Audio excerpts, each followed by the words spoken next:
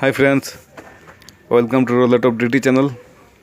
This time I will play line betting strategy. Only one line, last winning number.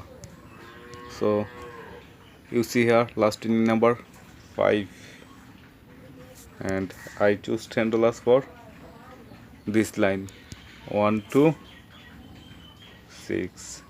If I win any number of this line I win 60, and if I lose, suppose next winning number 17, I keep here $10. Now I keep 10. Now 17 next to in numbers 1 2. Here I keep $10, and if I cannot win, then I keep more $10 on next winning number. Suppose next winning number 25, and I keep here 20 20 and double every betting. So my winning chances many here. 6 number 6 6,